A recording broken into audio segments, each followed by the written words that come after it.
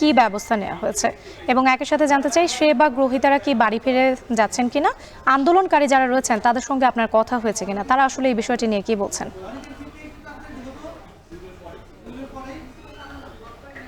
রাত্রি আপনি ঠিক যেমনটি বলছিলেন যে আসলে আমি নগর ভবনের সামনে কিনা, আমি নগর ভবনের সামনে না, আমি ঠিক নগর ভবনের ভিতরে।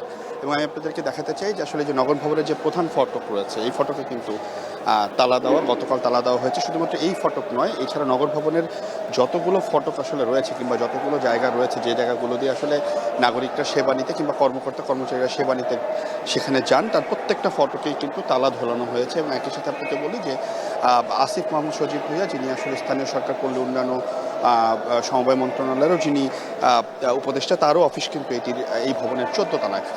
সেই 14 তলাও কিন্তু আজকে গতকাল থেকে কিন্তু তারা ঢুকতে পারেনি, অর্থাৎ আজকে সেই উপদেষ্টাও অফিস করতে আসেনি। আরেকটি বিষয় আপনি আমার কাছে জানতে চাইছিলেন, আসলে এই সেবাগুলো আসলে পাচ্ছে নাকি। আমরা প্রশাসকের সাথে ফোনে কথা বলেছি, তিনি নিজেও আজকে অফিসে আসতে পারেননি এবং তিনি অফিস করছেন, আমাদেরকে যেটা জানিয়েছেন তিনি মন্ত্রণালয় থেকে অফিস করছেন। এবং একই সাথে তিনি বলেছেন যে এটি যেহেতু আইনি প্রক্রিয়ার মাঝে আছে, সুতরাং এই আইনি প্রক্রিয়া থাকার কারণে তাদের আসলে কোনো কিছু করার নেই। ঊর্ধ্বতন কর্মকর্তারা যে ব্যবস্থা নেবেন কিংবা আইনি প্রক্রিয়া যে ব্যবস্থাগুলো নেওয়া হবে সেই সিদ্ধান্ত আসার পরে আসলে তিনি সেই ব্যবস্থাগুলো নেবেন। তার নিজ উদ্যোগে আসলে কোনো ব্যবস্থা নেওয়ার মতো অবস্থা নেই। আমরা জানতে চেয়েছিলাম যে সিটি কর্পোরেশনের সেবা ব্যবস্থা বন্ধ রয়েছে, তবে আঞ্চলিক যে অফিসগুলো রয়েছে 10টি আঞ্চলিক অফিস রয়েছে সেগুলো আসলে কী অবস্থা, সেইখানে উত্তর ছিল আসলে অনেকটা নেতিবাচক, যে আসলে সেই যে সেবাগুলো রয়েছে সেই সেবা প্রতিষ্ঠানগুলোতে আসলে কোনো ধরনের কার্যক্রম চলছে না।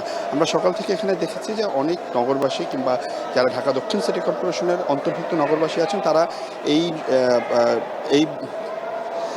এই ভবনগুলোতে এসেছে এবং এই ভবনগুলোতে এসে তারা কিন্তু কাজের জন্য এসেছেন। তারা অনেকে এসেছেন জন্ম নিবন্ধন করার জন্য, ট্রেড লাইসেন্সের জন্য, টেন্ডার পাওয়ার ক্ষেত্রেও তারা এসেছেন। এবং সব ক্ষেত্রেই কিন্তু আমরা দেখেছি যে আসলে তাদের যে সেবা, তারা কোনো ধরনের সেবা আসলে বর্তমানে পাচ্ছে না কিংবা তারা সেবা গ্রহণ করাও তাদের পক্ষে সম্ভব হচ্ছে না।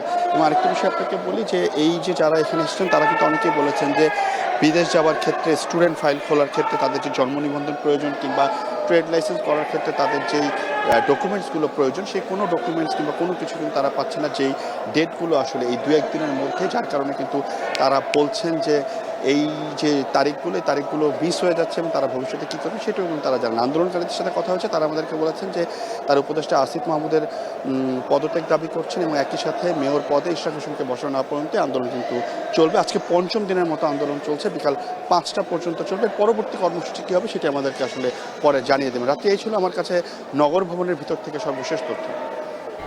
নগর ভবন থেকে যুক্ত ছিলেন সিউল আহমেদ। ঢাকা বিশ্ববিদ্যালয়ের ছাত্র শাহরিয়ার আলম সাম্য হত্যার বিচারের দাবিতে বিশ্ববিদ্যালয়ের